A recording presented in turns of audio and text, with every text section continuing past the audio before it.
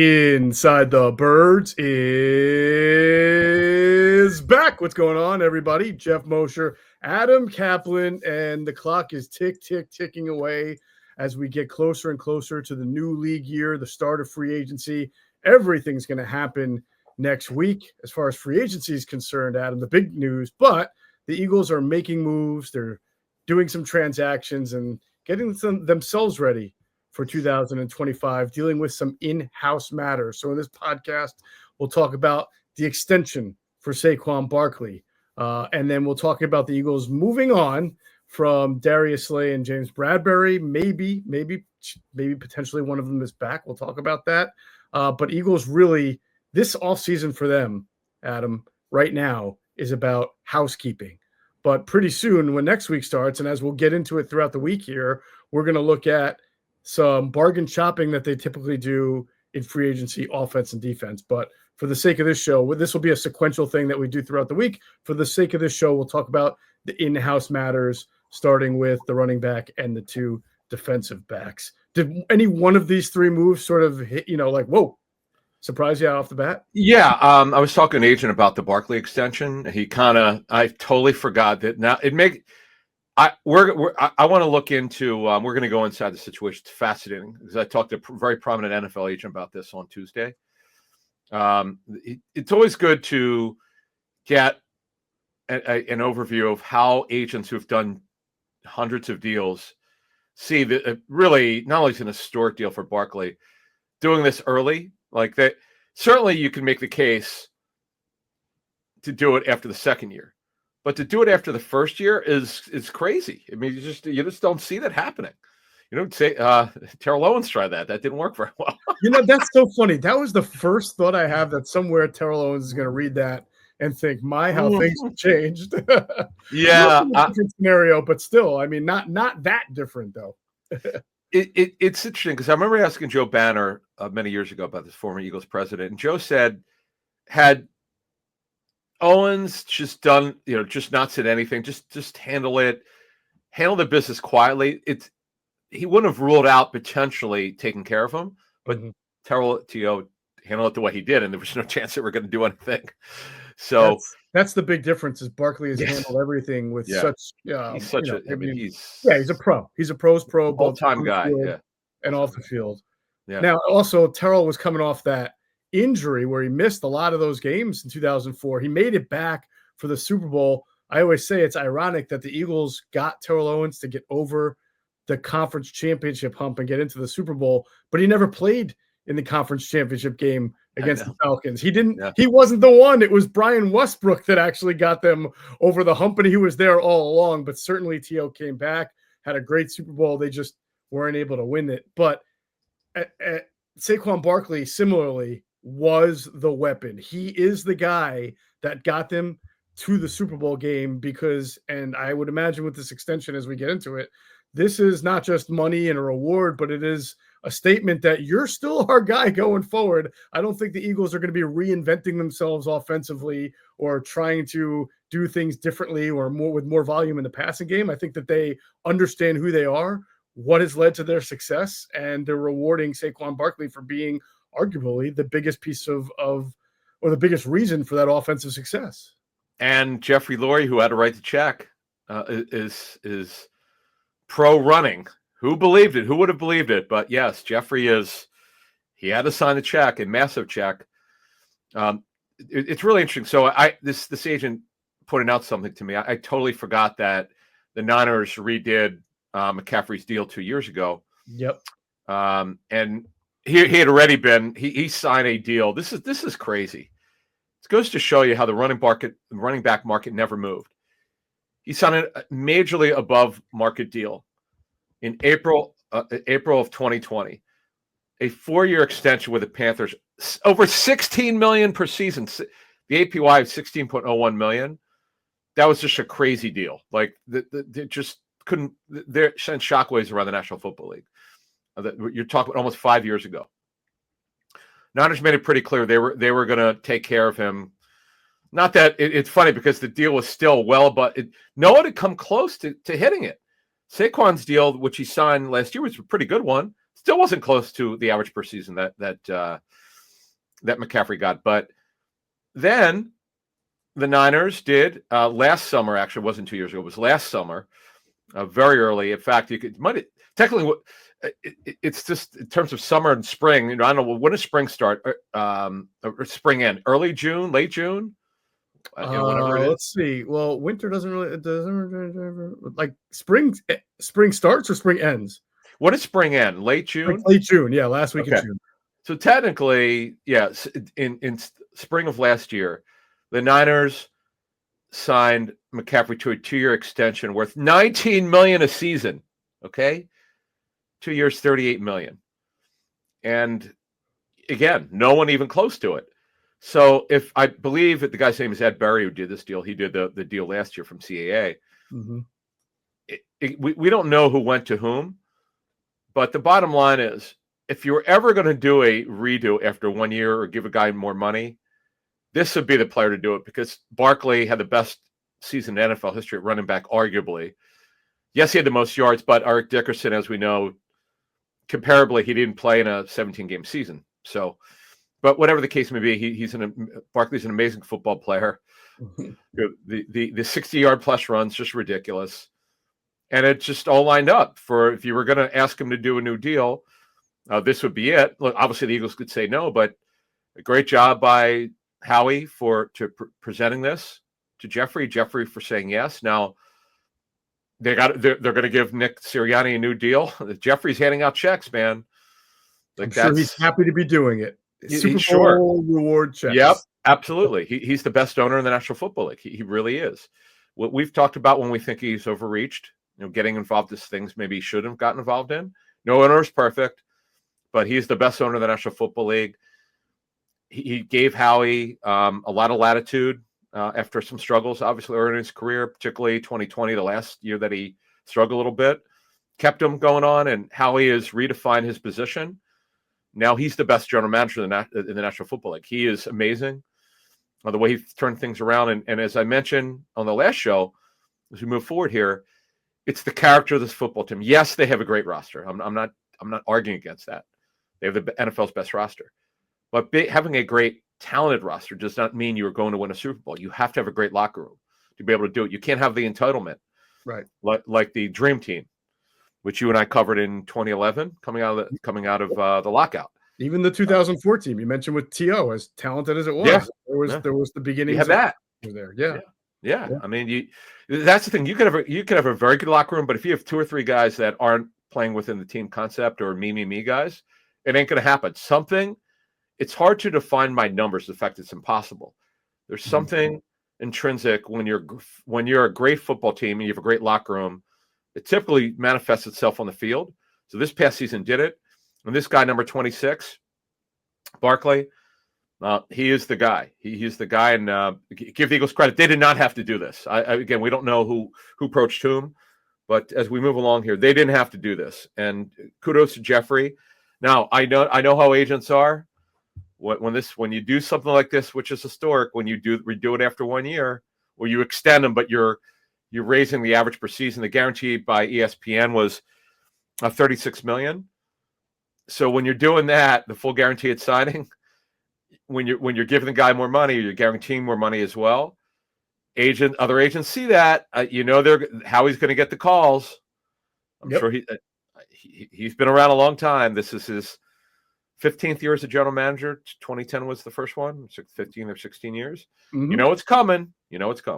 It's coming, but this is different in that. Well, not different, but the difficulty other clients will have is how we can simply say, is your client as good? We value his work, but is it as important to us as what Saquon Barkley is? Because if you did a ranking of important players for the Eagles defense, Saquon's in that top 5. If not 1, and it's not 5. You know what I'm saying? Like he for this year, for what they are, or what they just were to win a Super Bowl and going forward, it is definitely him. You can of course argue the quarterback, of course argue any one offensive lineman, of course argue any one defensive lineman or edge rusher.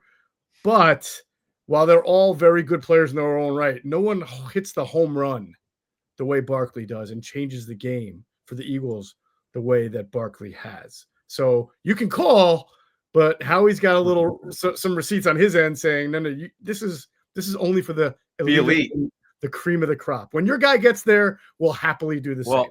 He also, Barkley is the foundation of the offense. It's not the quarterback. It's not A.J. Brown, who's a great player. Jalen really came on. Hurts really came on late in the season. In fact, he played his best ball since 2020, the 22 season. I mean, no doubt, he really finished strongly. So, but the bottom line is, it all starts with Barkley. We never saw this. This is our 8th season doing this show. We never saw them becoming a running team. No team, only one team ran the ball more than they passed it this past season. It was the Eagles. Unbelievably. All right, I want to get into some more of the contract. We'll talk about that. We'll then go inside the defensive backs. First, I want to remind some of our listeners, we've got some really cool content on the platform this week. Sam Finkel has been our great analytics reporter, is doing a nice series with us where he has and he's done this before with us on InsideTheBirds.com, but now we're putting it in podcast version, where he came up with his own predictive models that he uses to figure out what kind of contracts there are going to be for NFL free agents. So I asked him to put together predictive models that, he does the data himself. He crunches it, came up with his own algorithm because he's the expert in that field. And I asked him to do the 4 big ones for the Eagles: Zach Bond, Mekhi Becton, Josh Sweat, and Milton Williams. And then I also asked him to do Isaiah Rodgers. I asked him to do Oren Burks, even the small scale guys, and then sort of look at some of the extension guys like Cam Jurgens. What's his market looking like for an extension? And so we're doing a sequence of podcasts that are out on the platform. One of them's already out by the time you're listening to us. There'll be another one out on Thursday, and then we'll continue to put it out on the platforms throughout the week and in the coming weeks as things happen. So we just want to thank Sam. He does amazing work. We get really great feedback for that. Also, Andrew DeCecco's Daily DeCecco. He's been pounding it out every single day, doing great stuff. And then this week also, we're going to introduce something that you're going to do, Adam, which is really cool, where you kind of do an NFL league-wide notebook, things you hear or things going on. I mean, you came back from the Combine. You got a lot of juicy stuff there, and you're going to put that in a pod version as well. Yeah, that'll be see when I was working at Pro Football Network last year, what I did is I took a lot of Combine notes and put them into in my mock draft and say, hey, here's what the team is thinking, this, that, and the other. But for me right now, we did the one mock draft last week. I'm going to wait till probably 2 weeks. I want to get past at least the first week of free agency, because once we get past the first week of free agency, you've pretty much filled out your starting dance card for the most part. NFL teams, like whatever, in terms of anyone you sign in free agency in the first 3 to 4 days, they're starters. When you get to the second week, as my friend Bill Polian would say, first week is Neiman Marcus prices. The second week, well, you're getting a Filene's Basement. For those of you who are old enough, remember Filene's Basement. It's a great line by Bill. Love that one. You get the what he meant is the discounts of the second week, and usually those guys are typically not starters. You can get a couple starters, not very many, and then we'll have a pretty good idea what teams are thinking, because whatever you don't get solved in free agency, you get solved in the draft. Plus, the draft is about long-term needs; it's not about short-term needs. So we'll wait. We'll give it a couple more weeks, and we'll do another mock draft. And then also, Andrew's got his 7th-round Eagles-only mock draft, which is really interesting. Yeah, he got great feedback on that, as did you for your NFL first-round mock draft. So a lot of content here on the Inside the Birds platform. Looking forward to it. So let's talk more about the Saquon Barkley contract and what it means for the team. You said something a couple of minutes ago that it jogged something in my head, a memory about Christian McCaffrey and getting the $19 million a year when he went over to San Francisco. If you remember, we had former Eagles running backs coach and current Syracuse offensive coordinator Jeff Nixon on with us, first for Patreon, and then we put a shortened version of his Patreon interview on the platform.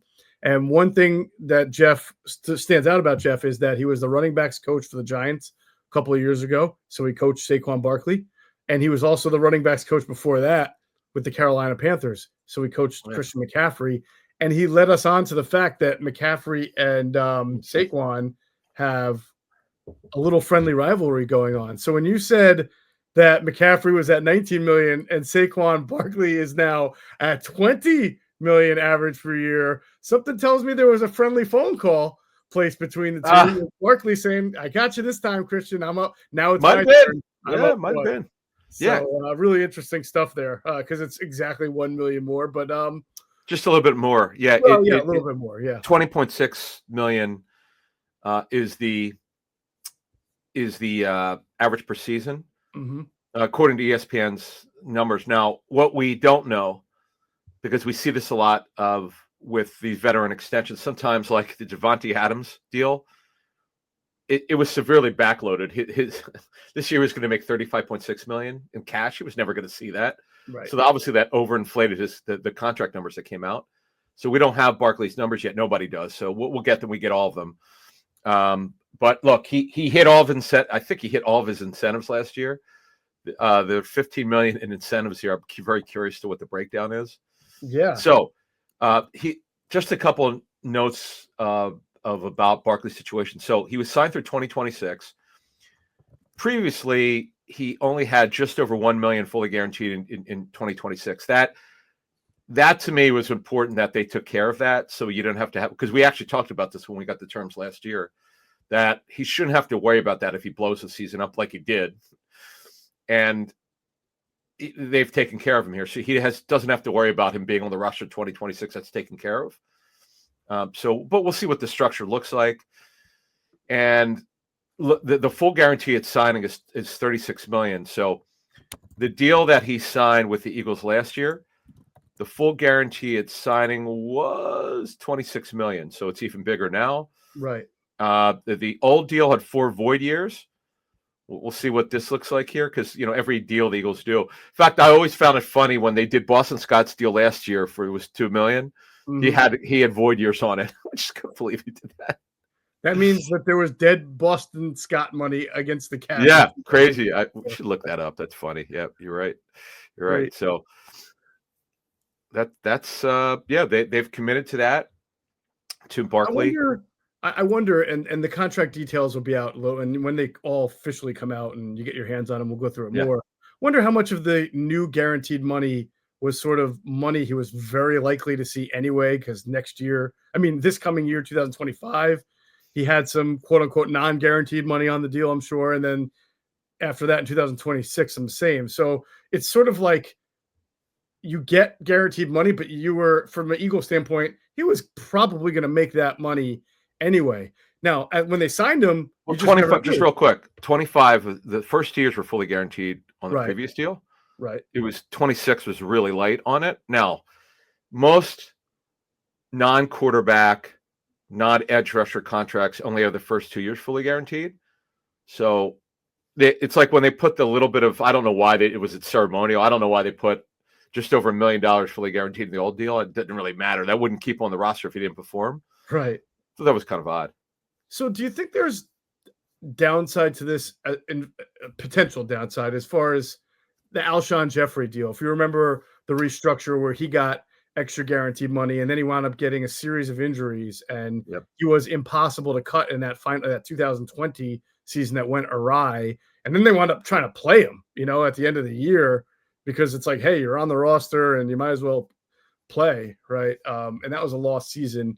I mean, things would have to go pretty far south for the Eagles in a year or two, but we've seen that happen before. But that would be, to me, the only potential downside is if Saquon's injury history sort of recatches up with him and you're in a position where you're like, man, it's been one thing after another for the last 2 years, but you have to keep him on the team.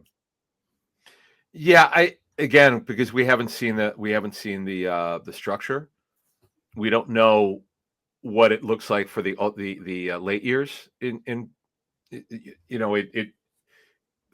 don't know what 20 years 27 and 28 look like. We don't know if they're backloaded. Right. We don't know if there's any guarantee. We just don't know the structure, so it's hard to comment. I have no idea. It's hard. Yeah, I'm not going to really comment on it. But with Jeffrey, I remember you and I talked about it. We were shocked that they did what they did with it because of his injury history. But honestly, Howie's bets have been so good. Rarely has he made any mistakes on restructures. That was one, but he's done it. I don't know how many times we lost count with Lane Johnson. He's been their go-to guy with restructures. Not that they've restructured a bunch of contracts over the years, but he's been their main guy. They always they're the one team that seems to get it right just about every time.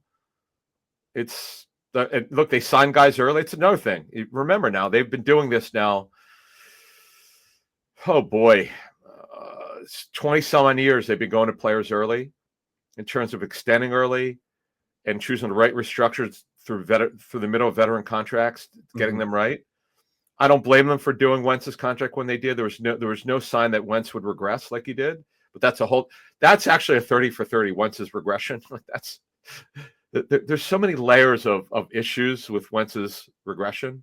Like that's another story. That's another show. We could do easily 30 minutes on that one. Maybe a 60 for 60. Yes.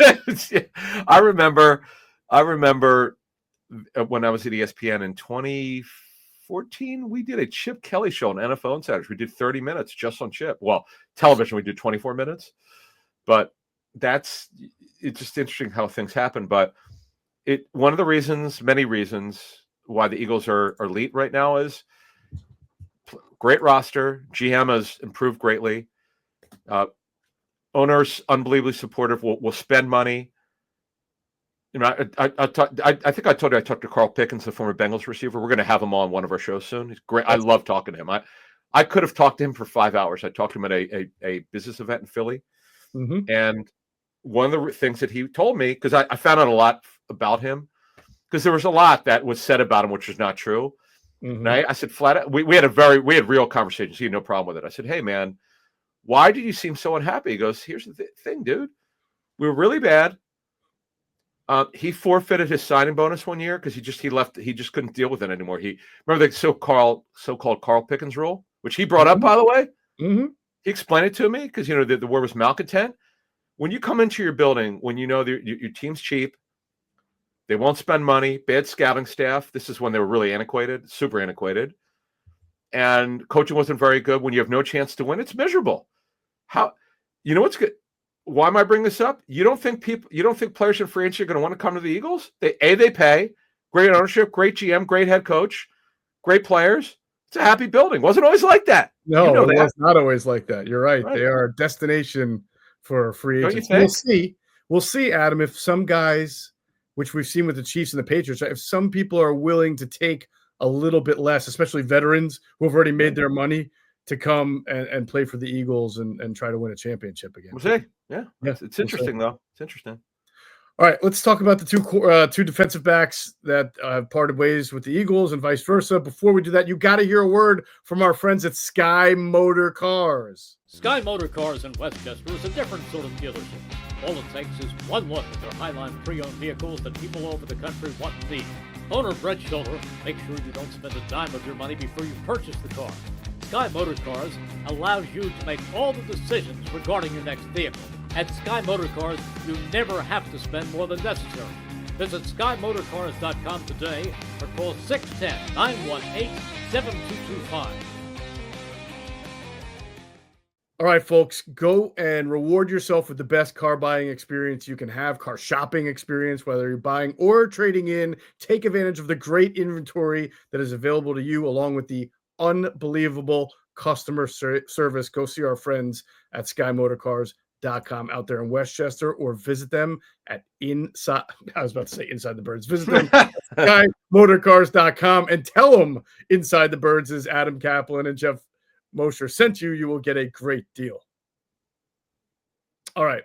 On to the defensive backs. And listen, we've been kind of foreshadowing both of these. I think obviously the Eagles moving on from James Bradberry was a fait accompli. We knew that.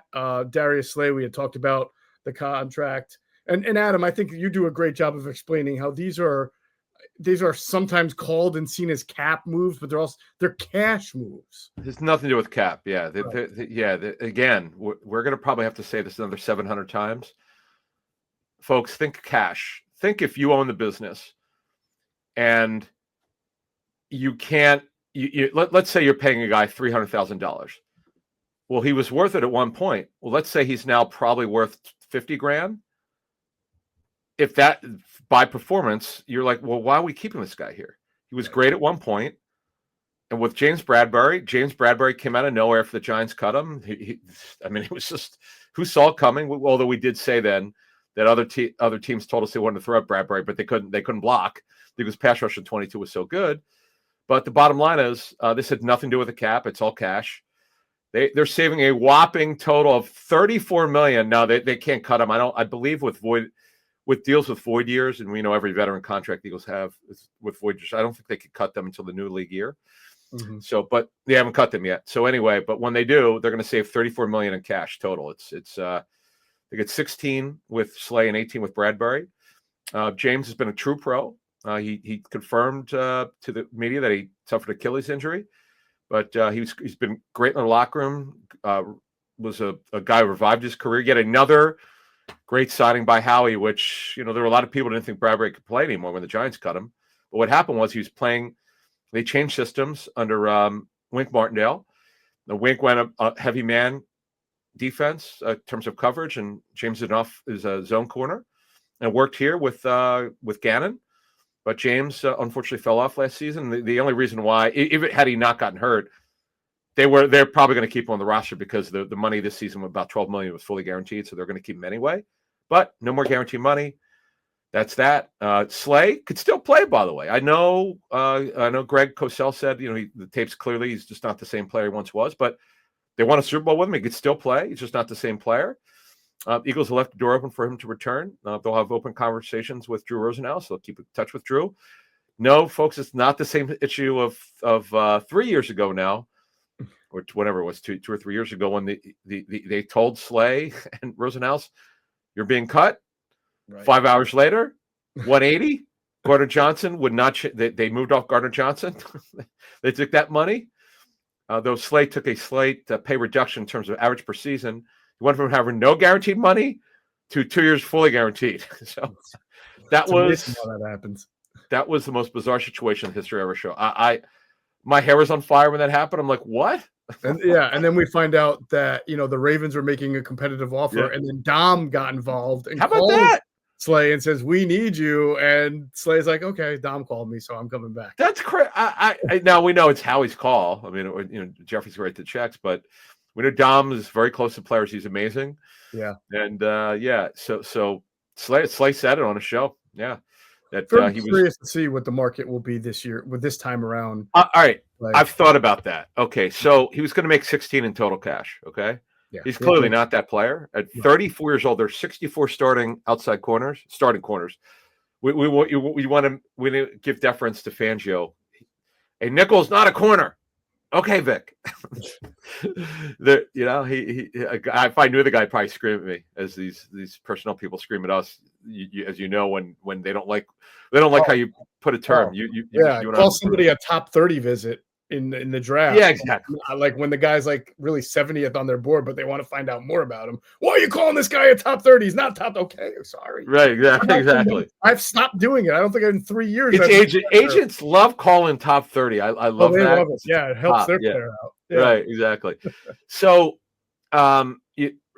look right now in terms of Slay.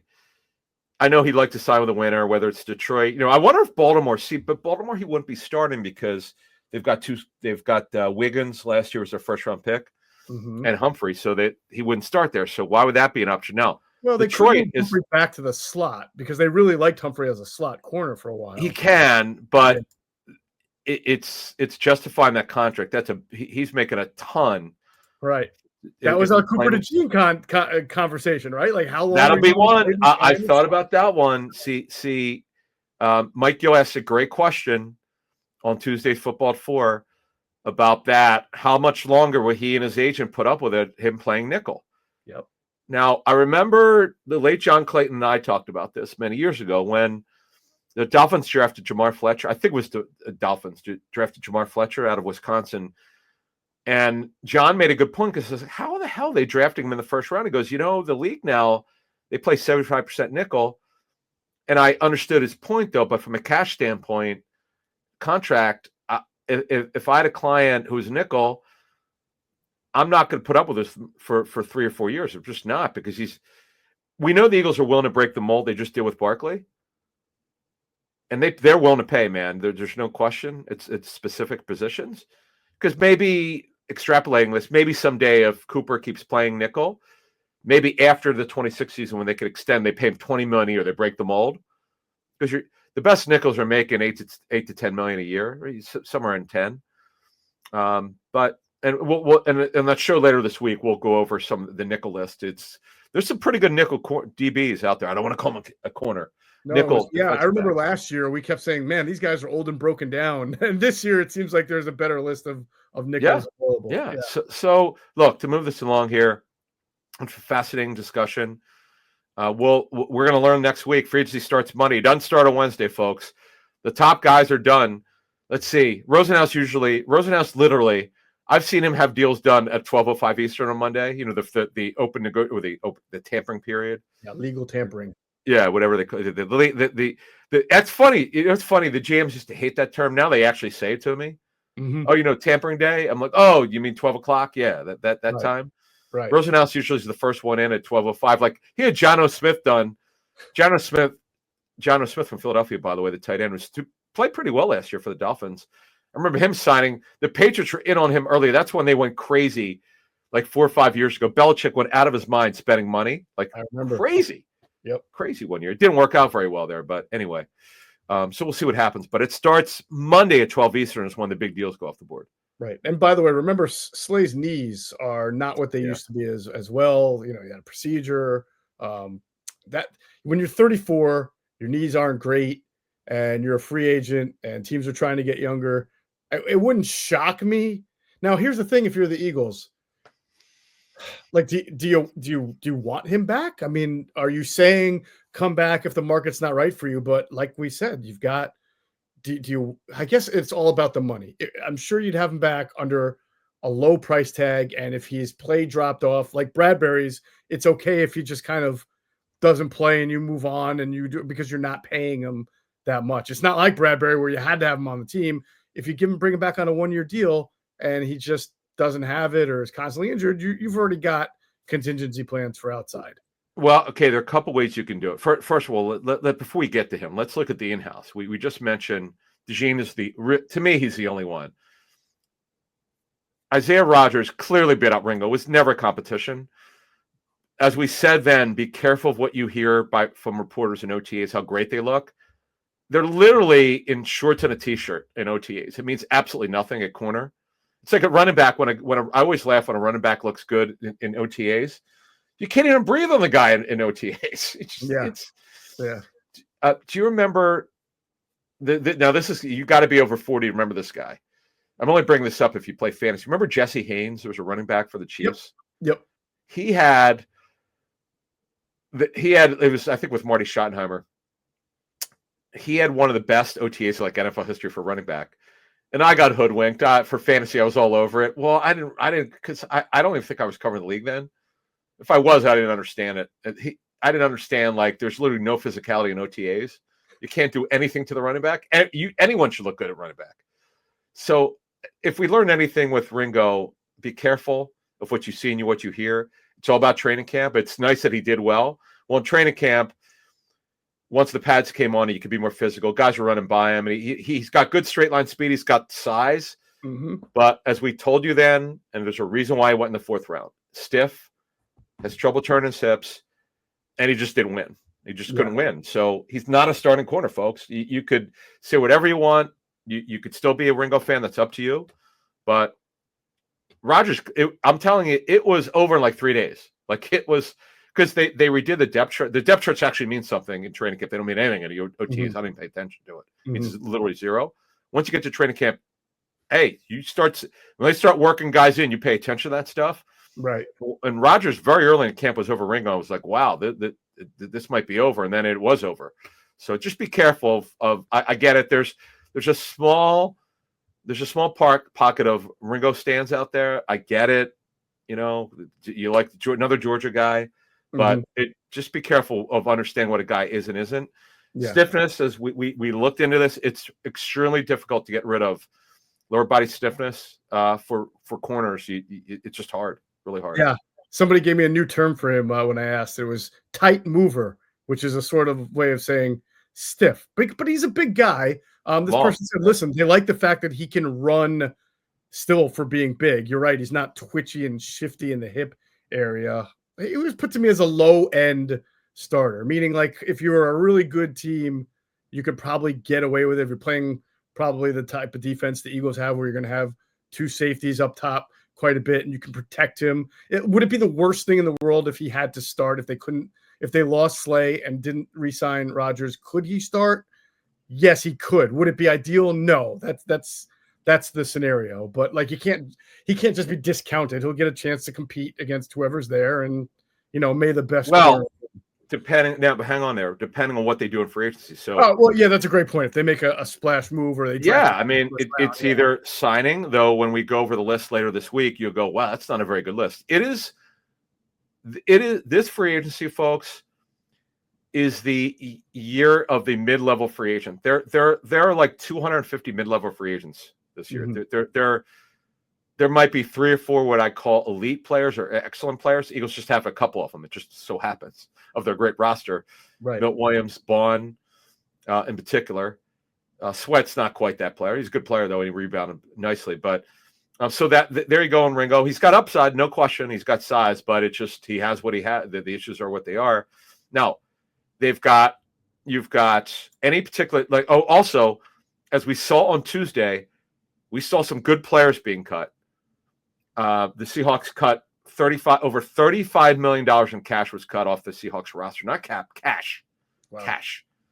So teams are starting to cut out guys who just didn't make it, veterans who didn't make it. So there might be some corners that are cut. There could be guys available via trade. Howie's great. The Gardner Johnson deal, he's great. He did it with A.J. Brown, although that was done at the draft. The Gardner Johnson deal 3 years ago was done right before the season started. He's great at monitoring players who they liked for a particular draft that wound up being drafted by other teams. And for whatever reason, there were contract extension problems. Howie did a great job of never giving up on A.J. Brown when John Robinson told him he wasn't available. Howie kept calling. And he did a good job with Mickey Loomis. Boy, Mickey Loomis is his guy, clearly. He's done great with Mickey. Well, I mean, I would milk the cow too, or I would keep milking the same cow too if I kept getting. He's good at it. Look, Howie does a good job of following up. He's very aggressive with it. So, bottom line is, when you get through this thing, there's a lot of avenues. Then, lastly, is the draft. So, and then as you mentioned, Slay, they'll check back with Rosenhaus to see. They'll stay in obviously you want to stay in communication, mm-hmm. but you made a good point in passing, and we learned this with Bradberry. You never know when a guy's going to lose the explosiveness. I've talked to so many veteran receivers about when they knew it. It's typically when they lose the explosive with their legs, and it's usually in the early 30s. And you want to talk about the cliff fall? It is steep, and it's extremely rare to get it back. Just so you folks know. So right. You got to be careful with that. But Slay's drop off wasn't too bad. Still had a nice year. No, still he can still play. There's no doubt. It takes him a little bit to get onto the field from a health standpoint, but he can still play. And we'll see. We'll see what happens with him throughout the week. As the week continues, like I said, we're going to talk about some shopping the Eagles might be doing both on offense and defense in future inside the Birds pod. So make sure you stay tuned on that.